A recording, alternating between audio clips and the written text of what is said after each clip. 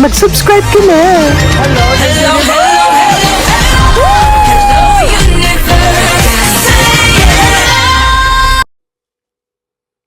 Hello mga buweks! Magandang araw sa inyong lahat. Galaw-galaw para hindi mo pa imbornal. Hello sa ating mga subscribers dyan. Ganun din sa ating mga new subscribers. Welcome to Parade of Beauty! If you are here today, welcome to the new era of beauty. Beauty is in you. O, diba? Kamusta naman kayo mga buweks? Ayan, maraming salamat po sa mga nanonood sa inyo sa ating live kagabi. Ayan, no? Thank you sa inyong lahat, di ba? At nandyan pa rin kayo. At sa mga nag-likes, maraming salamat po sa pa-live natin kagabi. But anyway, mga buweks, kamusta naman kayo? Monday na naman. It's a brand new day, di ba? Every day is different. Every day is beautiful. Kaya dapat ay i-indulge lang natin ito, lalo na sa ating mga chika-chika ngayong araw na ito sa mundo ng pageantry, di ba? Hello po sa mga nanonood dyan. Please don't forget to subscribe to my channel. Click your notification bell para mas update kayo sa ating mga chika everyday and night sa mundo ng pageantry. And please like this video. Maraming salamat po sa mga nag-like sa inyo. Sa mga ayaw may stroke. Charot! Kamusta naman yon, Diva? Ayan, mamaya na nga yung ano ni Tara Valencia, yung kanyang Supra model, Diva. Pero bago tayo dumako dyan, dito muna tayo sa isa pa sa kapapasok lang na balita sa mundo ng pageantry. Nakakaloka ito mga Bex. Etong ating reynang si Rani Dado, no? Si Rani Dado ang isa sa may pinakamagandang mukha sa Miss Universe Philippines 2025, di ba? Na lumaban from Albay. Ang ganda-ganda naman talaga nitong si girl, no? Kaya nga lang, ngayon, medyo meron siyang kinakaharap na kontrobersya. Hindi naman siya ganun kabigat, no? Katulad nung nangyari sa akin, charito. But anyway, eto nga no, ang sabi dito, from Albay to Negros Occidental, ayan. Rani Lakmidado, who represented Albay in Miss Universe Philippines 2025, is now officially one of the candidates for Miss Universe Philippines Negros Occidental. Ayan. The Miss Universe Philippines Albay organization has released a statement clarifying that Rani is no longer affiliated with the organization. According to the statement, her participation in various local pageants is considered as a breach of organization's integrity and exclusivity agreements. Ayan. So ngayon, medyo nakakalungkot yan, no? Pero ganun talaga kasi pag merong organization na humahawak sa'yo, so kailangan mo talagang i-follow kung ano yung nasa contract, di ba? Lalo na pag sinign mo yon ganun. Pero in fairness naman sa Miss Universe Philippines Albay, hindi na ito masyadong pinalaki pa, 'di ba? So ayon. Siguro itong si girl, gusto niya talaga mag-join pa ng Miss Universe Philippines because she believes with her capabilities, no, sa kanyang kakayahan, na gustong-gusto niya talagang i-represent ang bansang Pilipinas sa international pageant. Ganun naman talaga yun mga buweks, 'di ba? At saka sobrang ganda rin naman talaga nitong si girl, si Rani, no. Isa sa mga favorite ko 'yan na na kandidata sa Miss Universe Philippines netong taon na ito, no. Kaya nga lang syempre hindi siya nag-penetrate pero okay lang 'yan. Pwede ka namang sumali ng ilang beses pa, 'di ba? So bata pa naman siya. Kaya nga lang ayon, ang issue ngayon yung sa contract niya. Pero sana maayos. In fairness naman dito sa Miss Universe Philippines Albay, nag-release sila ng official statement or official notice. Ang sabi dito, we would like to inform the public that Miss Rani Lakmi Menghamal Dado is no longer associated with Miss Universe Philippines Albay. Ayan, no? This decision has been made following her participation in local pageants, which is considered a breach of integrity and inclusivity. Such actions compromise the standards we uphold and the prestige of the Miss Universe of Philippines Albay representation. Miss Dado has been duly informed of this matter prior to the release of this notice. We wish her well in her future endeavors. O di ba? Unfairness naman dito sa Miss Universe Philippines Albay, hindi na sila yung parang more into drama na magkakasuhan pa ng ganyan-ganyan kasi kung halimbawa merong mga ganitong hindi pagkakaintindihan 'no, lalo na sa social media, kung kaya naman daanin sa maboteng daw, ayan, mabuting usapan, then daanin na lang doon. 'Wag na yung daanin pa sa mga kaso-kaso, 'di ba?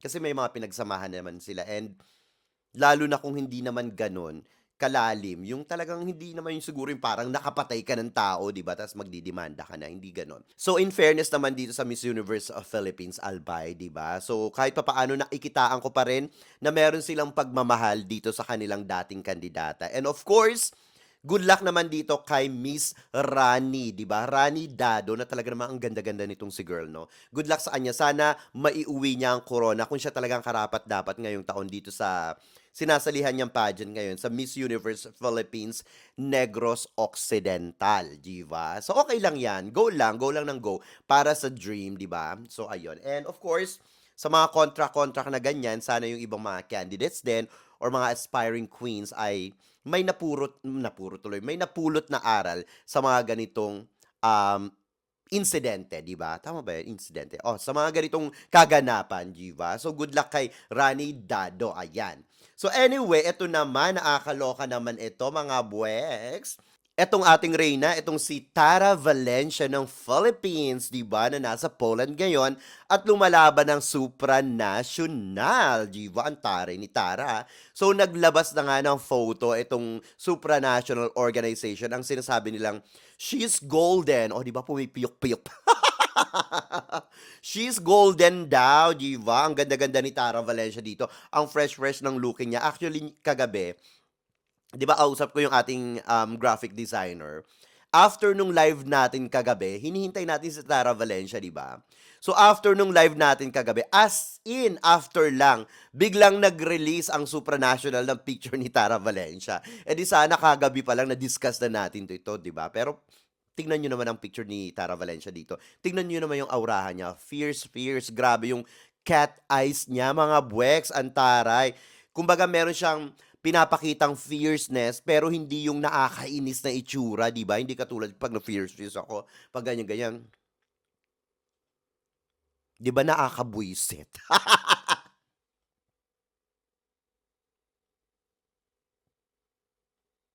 Nakakainis. Charito. Pero dito kay Tara Valencia, kitang-kita natin na malakas talaga ang laban ni Tara Valencia at ang ganda-ganda ng suot niya ditong gown, 'di ba? Gown 'yan, eh, gown na lang siya 'no, hindi siya cocktail dress. Ayan, parang gown siya. But anyway, hindi naman ako magaling sa mga ganyan-ganyan. Kung gown ba 'yan or cocktail dress, basta maganda siya. But anyway, eto nga 'no, sana lang 'no, kasi nakikita ko yung mga kandidata dito sa supranational, ang daming mga reactions, ang daming mga likes, mas maraming mga views, 'di ba? Tapos medyo naaawa lang ako kay Tara Valencia kasi nakikita ko naman may mga sumusuporta kay Tara Valencia, lalo na ako 'no, kasi sinusuportahan ko rin siya. So sa mga sumusuporta sa kanya, kudos sa inyo, sa mga kababayan natin mga Pilipino. Pero nakakaawa lang, minsan ibig ko sabihin nakakalungkot lang 'no, ang dami-dami nating mga Pinoy, 'di ba, sa Philippines and around the globe. Pero hindi gano'n karami yung sumusuporta sa ating reyna, 'di ba? Nakakalungkot naman 'yan. Sana suportahan po natin ang ating reynang si Tara Valencia na lumalaban ngayon sa Poland para sa supranational, 'di ba? Para maiuwi yung ikalawang corona for the Philippines, 'di ba? So sana pahalagahan natin yung kanyang effort. Gano'n din yung mga ibang queens na lumalaban sa international pageant, 'di ba? So grabe talaga, parang sabi ko, "Oh my God, ang daming ano, ang daming likes nung iba," ganyan-ganyan. Tapos tayo, naturingan tayong powerhouse and Grand Slam, eh wala tayong masyadong maibuga, no, na suporta dito sa ating reyna. Sana yung bayanihan, eh ipakita naman natin, no, sa ating, hindi lang kay Tara Valencia, ganun din sa mga ibang candidates natin na lumalaban sa international pageants, di ba? So grabe yung ano niya, asset niya talaga yung eyes niya, no? Napakaganda ni Tara Valencia. Talagang kudos sa styling niya, sa mga sinusuot niya, hindi man yung sinasabi nating sabog na sabog katulad ni Krishna Gravides, 'di ba? Or ni Iliana Marie Aduana or ni Alexi Brooks, ganyan-ganyan sa international pageants, pero Talaga naman ang execution, 'di ba, palong-palo. So, kudos sa kanyang styling, sa kanyang makeup, ang galing-galing ni Tara Valencia at kung paano niya ini-enjoy at kalmado lang siya dito sa Miss Supranational 2025, 'di ba? So, please continue supporting our queen. Ayan si Tara Valencia. At mamayang gabi na nga ang kanilang Supra model. Kung hindi ako nagkakamali ay 10 PM yan. Philippine time, di ba? At ito pa mga boys, nakakaloka. Ito kumapit kayo ang ating mga bahay. But anyway, sabi daw ng mga bahay natin ay talaga daw mas maganda pa daw ang kanilang kandidatang sa Indonesia ayon sa supranational, no? Talagang binabash nila ng bonggang-bongga na si Tara Valencia. Ewan ko sa kanila, no? But anyway, speaking of bashing, eto nakakaloka ito. Ang isang page or isang account sa Indonesia na talaga namang basher na talamak, no? Hindi ko fina-follow ito pero sinisipat-sipat ko yung mga post nila. Basher ng ating mga Philippine Queens. Nakakaloka. At ang tinatarget nga nila ngayon ay walang iba kundi ang ating reynang si Maria Atisa Manalo, Miss Universe of Philippines 2025. Dahil nga nalalapit na ang Miss Universe mga buweks, kaya naman talagang todo bigay. Excuse me. Todo bigay ang kanilang pambabash sa ating Reyna. Ang sabi dito ay, Living Barbie daw. Ayan ha. Pero ang pinost dito ay, yung chubby-chubby pa si Atisa Manalo. Nakakaloka naman, di ba? Talagang halatang-halatang pambabash, no? Hindi lang parang kunyari lang pinupuri pero pambabash talaga, no? Tapos ngayon, syempre, pinagpipiestahan na yan ng mga Indo-dilulo sa social media, mga buweks. So, anyway, ang masasabi ko lang, no, etong si Atisa Manalo, maganda yung pinapakita niya sa mundo ng pageantry ngayon, no. Kumbaga, um, hindi siya nagpapatol, no? Hindi siya mapagpatol. Tahimik lang siya. Tama lang yan. Napaka-queenly, no? Napaka-queenly ng kanya mga galawan, di ba? So, tama lang yan. Siyempre, lalaban siya ng international pageant. Kung ako, hindi ko na lang i-stressin yung sarili ko, di ba? Ba't ko pa sila iisipin kung i-stressin lang nila ako? Eh, di wag na, bahala sila sa buhay nila, di ba? Buhay nila yan eh. Dead man lang. Ganun lang, di ba? Para, good vibes lang tayo. Kasi, kung magpapa-apekto tayo dyan, baka ma-apektuhan pa yung ating mental health, di ba? Hayaan nyo silang bumula ang bunganga ng mga bashers dyan sa tabi, di ba? Charito. But anyway, eto nga, no? Ang sinasabi dito ng Indo, no filter daw. Ayan, kasi nga syempre hindi naman mahilig sa talagang to the highest level na filter itong si Atisa Manalo sa kanyang photos, di ba? Sa kanyang mga pictures din. Pero daw ang sinasabi dito, yung treatment daw, yung fillers, yung Botox, ayan, at saka yung rhinoplasty daw, ayan daw, ang napaghahalataan kay Atisa Manalo, di ba? Lahat na lang ginagawa nila talaga para madurog ng bonggang-bongga ang ating reyna, di ba? Hindi nila matanggap na talaga namang diyosahan ang ating pambato ngayong taon dito sa Miss Universe 2025. Nagaganapin sa bansang Thailand, di ba? Nakakaloka ito.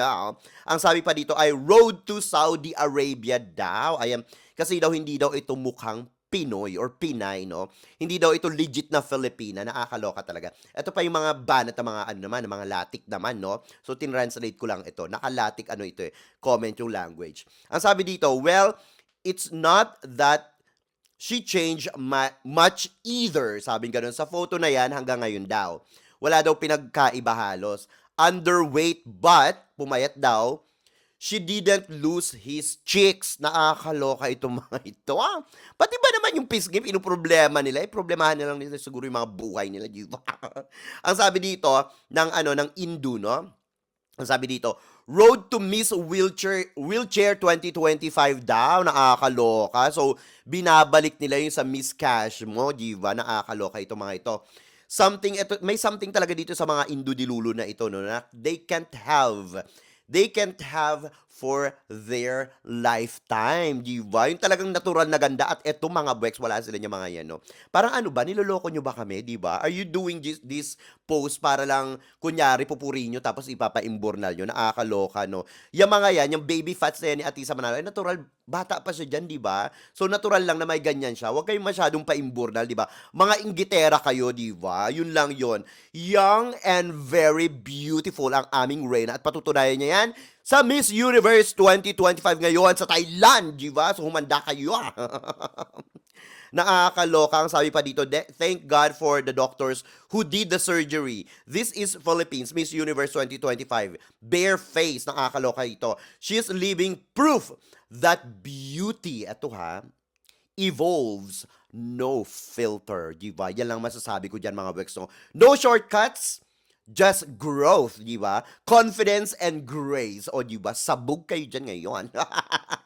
Nakakaloka ito. But anyway, mga Buweks, ano masasabi nyo dito sa ating mga chika ngayong araw na ito? Mag-ingay kayo sa ating comment section para makita ko rin ang inyong mga opinion. Hanggang sa susunod nating mga chika-chikahan. Bye for now, mga Buweks, and I love you all. Bye! See ya!